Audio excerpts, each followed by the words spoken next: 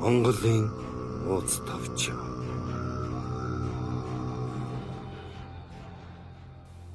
Шадар хишгтэн цэргийг байгуулсан нь.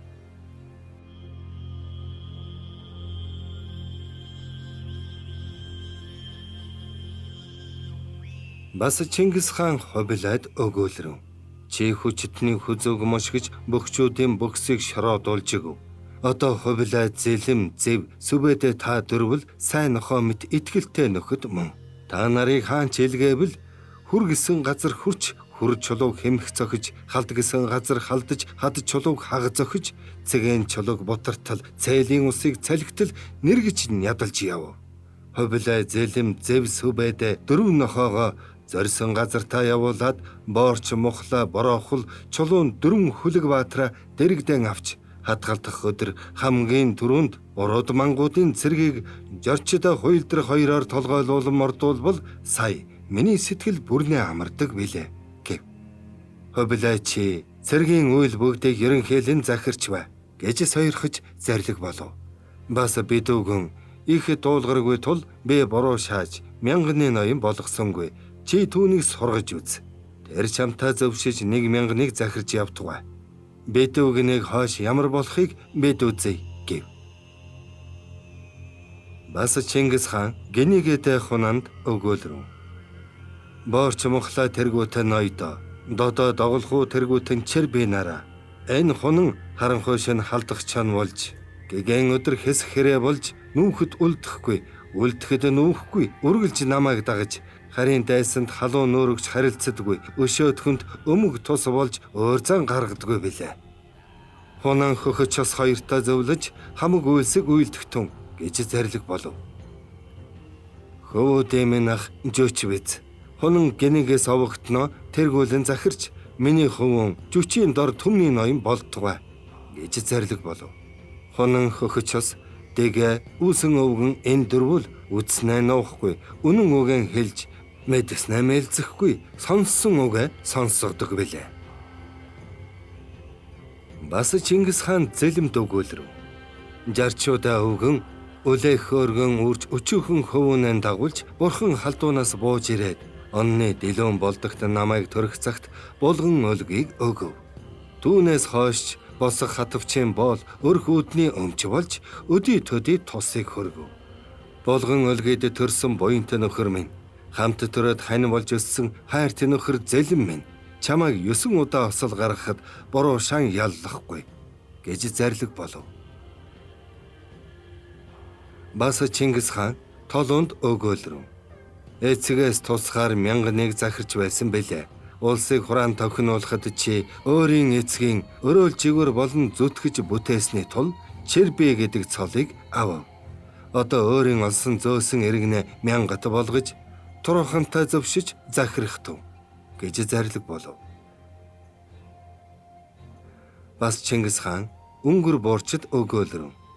Мингэтө хяаны хөвөн өнгөрчээ 3 аймаг тохур авд 5 аймаг таргууд чаншууд баядаан дагуулж нэгэн хүрээ болж будам мананд төөрөлгүй булаалдах дайнд салалгүй нойтонд хамт норж хүйтэнд хамт хөрч явавчи.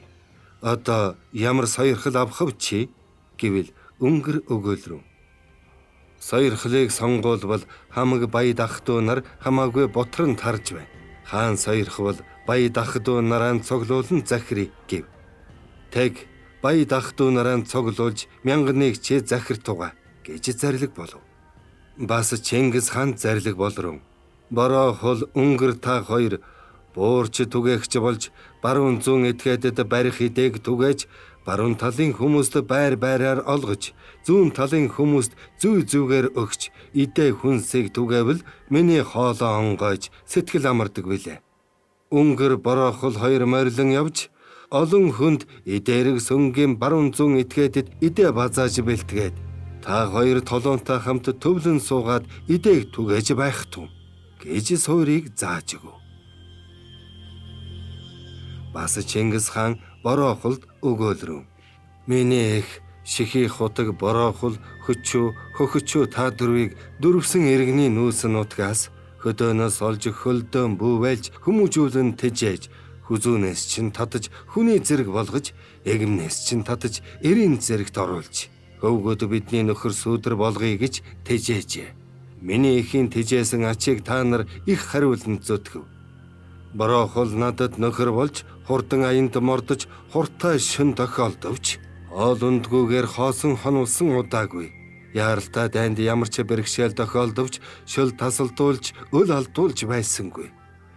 Өвөг эцгийг минь хорлсон, өстөн татарыг дороотуулж, өшил өшиж, хясал хясаж, тэр татар иргэнийг тэрэгний бултай чацуулж, түүнээс өндөр нуруутныг түүж хятах цагт.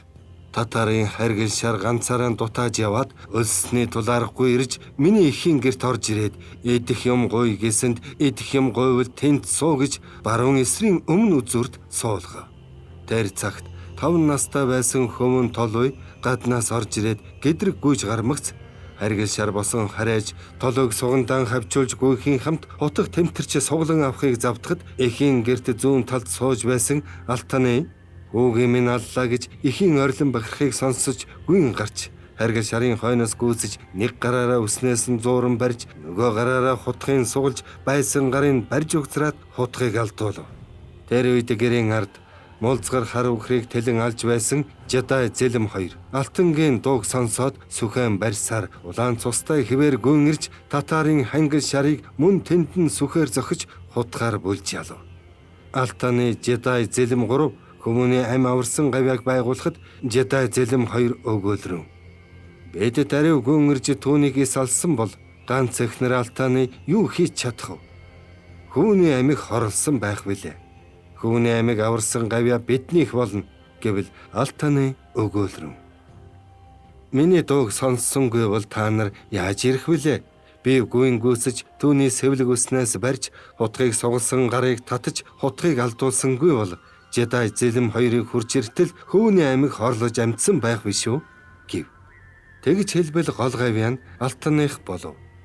Борхолын гэргээ борхолда өрөөсөн арал болон тусалж авсны дээр толон амиг аварч тус хөргөв. Бас хэрэттэй хар халдсан этгээдэд хатгалдан байлдах цагт өгөөдөн гүрэний судал суманд шархтаж унсанд борохол дээр нь бууж түүний асгарсан цусыг амаараа шимж хоноод маргааш нь өгөөдөө морь унаж чадахгүй тул урдаа сундлан тэрч бүрэлдсэн цусыг бүлээн уруулаар нь шимж ам завж явлайлгаж ачид хөвөн өгөөдөг амьд мэд авч ирсэн бэлээ. Эхимийн зовж тэжээсэн ачийг 2 хөвөний амийг аварч хариулв.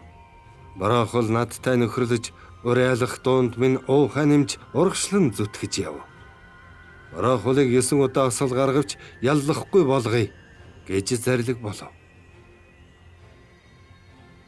Бас охин ургаан сойрхол өгье гэв.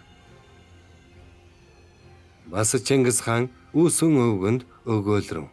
Үүсэн, Хунан, Хохочос, Дэгэ эндрүүлээ үдсэн сонсноо үлдээж нуулгүй үргэлж хэлдэг билээ.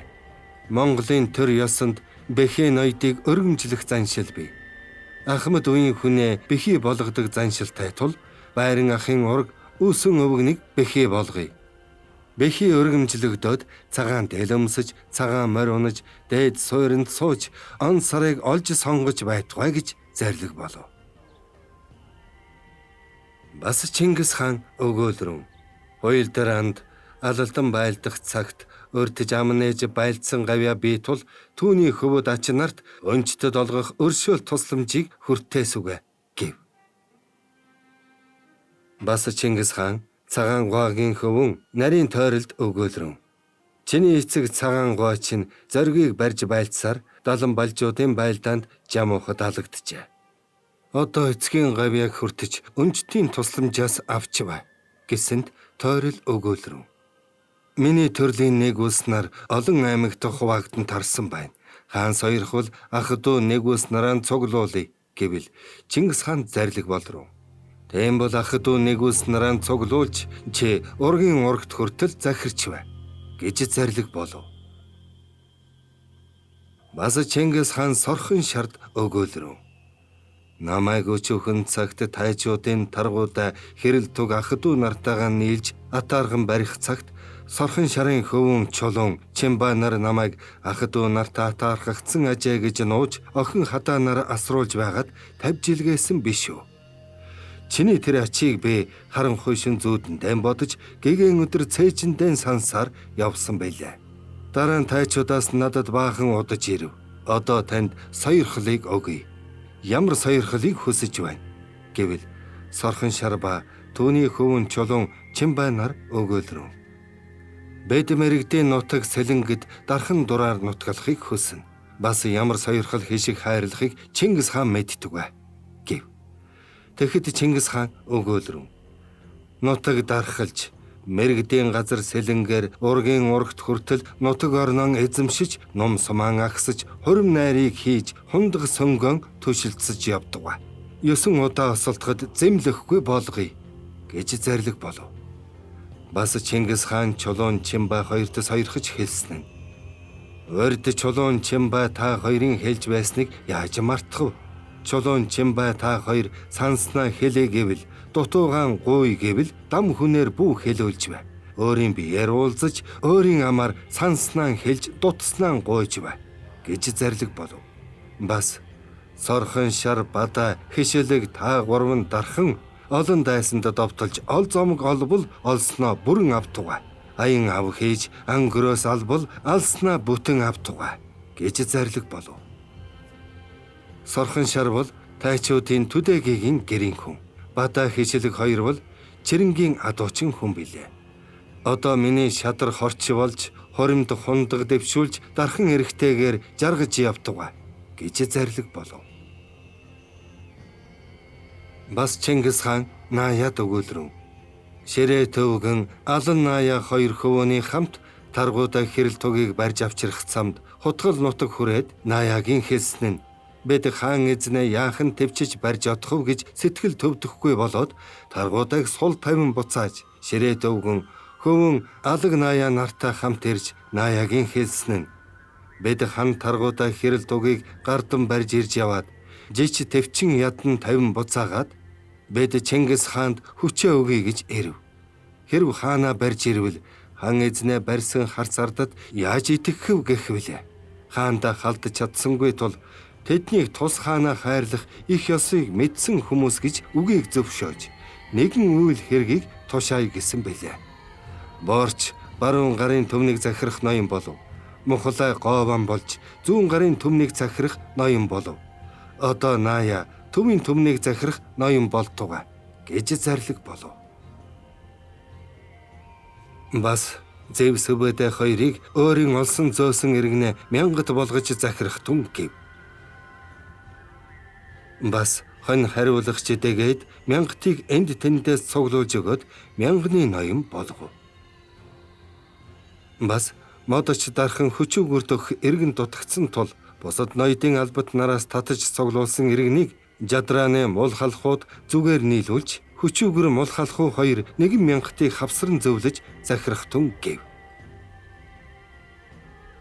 Улсыг байгуулахад зүтгэсэн хүмүүсийг төмний ноёд, мянганы ноёд, зууны ноёд, 10-ны ноёд болгож сойрхлыг өгөх хүмүүст сойрхлон өгч, зарилгийг буулгах хүмүүст зарилгаан буулгаж Чингис хаан зарлиг болдров. Урд бэ 80 хэвтүүл манаачтай 70 шадар хишгтэнтэй байв. Одоо мөнх тэнгэрийн өршөөлөөр тэнгэр газрын ивэлэр хүч агваа нэмэгдэж гүр их улсыг хамтдагч ганц жолоондоо оруулсан тул одоо надад 1000 шадар хишгтэнг ялгаж өг. Хэвтүүл хорчин торгуудын хамт бүгд түмэн хүн болгож өгтүгэ гэж зарлиг болов. Бас Чингис хаан хишгтнийг ялгаж томилох тухай мянганы ноёдод тунхаг зарлиг буулгасан. Миний хишгтнийг томилоход төмтөн мянгат зуутын ноёдын хөвөд сул хүний хөвүүдийн дотроос миний дэргэд тэнцэх бүлэг эрдэмтэй бие сайтайг нь ялгаж оруултугай. Миний шадар цэрэгт орохдоо мянганы ноёдын хөвөд 10 нөхөр нэг дүүгэн дагуулж ирдүгэй. 100-ны ноёдын хөвөд 5 нөхөр нэг дүүгэн дагуулж ирдүгэй. 10 ноёдын хөвөд бас сул хүний хөвөд 3 нөхөр нэг дүүгэн дагуулж ирдүгэй. Ингэхдээ тэд уг газраас унлаг морин бэлтгэж ирдүгэ. Миний шадар цэрэгт ирэх мянганы ноёдын хөвөд 10 нөхөд хэрэглэх юм харьяат мянганы дотроос татаж авах тун. Эцгийн өгсөн хувь хишиг буюу өөрийн олсон зөөсөн морь юм хэдий байвч өмч хувиас ангид бидний заасан хэмжээгээр авч бэлтгэж иртүгэ.